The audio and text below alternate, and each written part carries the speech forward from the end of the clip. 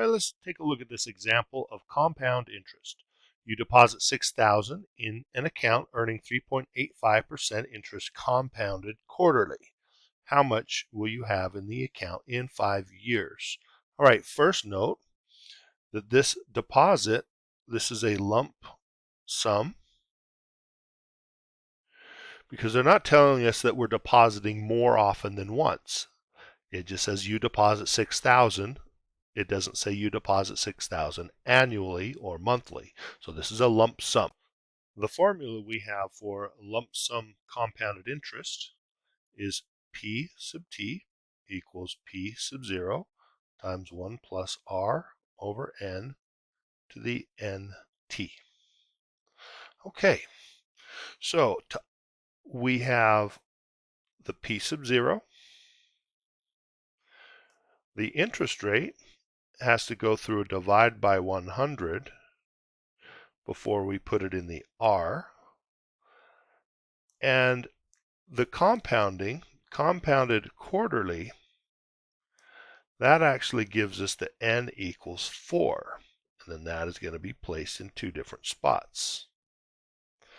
And finally, the time, 5 years, that'll go up in T. And it'll also go right here for the subscript. So we have P sub 5.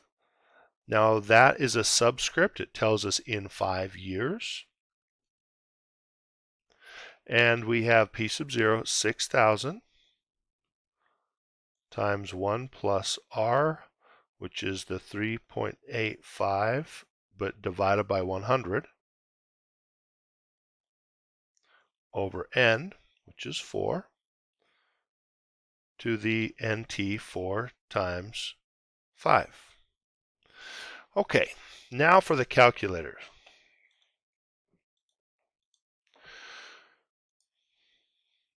Depending on which calculator you have, you might or might not need to use parentheses around the 4 times 5.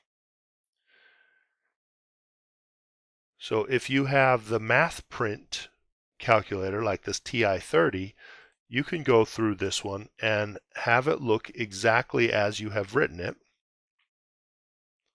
See, that's a fraction, but on top is a fraction, 3.85 over 100, and that's all over 4, and then parenthesis, and then the exponent, and then 4 times 5.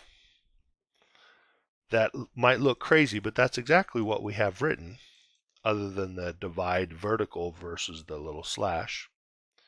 And it works just fine. Our final balance, 7266.97 when we round to the nearest penny.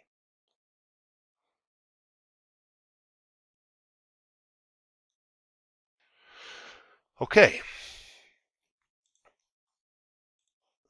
Now you can do the 3.85 divided by 100 first, 0.0385, and then type it in. It might be a little bit better than the double fraction stuff. But let's say we did not have the mode set, or you don't have a calculator that has the math print. We would be doing this very similarly, parenthesis, 1 plus 0.0385 divided by 4, parenthesis. Here is where it gets different. If you do not have your math print mode, the next thing I type will be the exponent, 4. That's it. When I go times, that's no longer in the exponent. So you need a parenthesis around anything more than one thing for an exponent. This is a very common mistake students make, is not having a parenthesis around that exponent.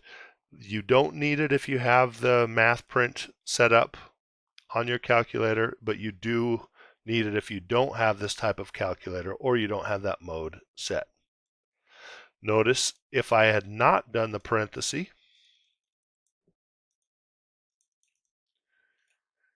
it would give me a very different answer, because it would raise the power just to the 4 and then take that whole answer and multiply by 5.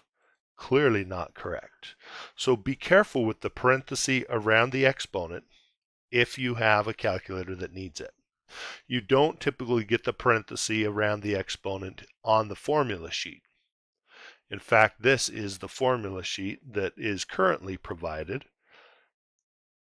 and there's no parenthesis around that exponent. Same with these other formulas. So some people just get used to writing the parentheses as soon as they get this formula sheet if their calculator needs it. Okay, your turn. Go ahead and pause the video and work out this next example. To the nearest cent, you should have a sub 12 equals $16,580.27. All right, I hope you got it right.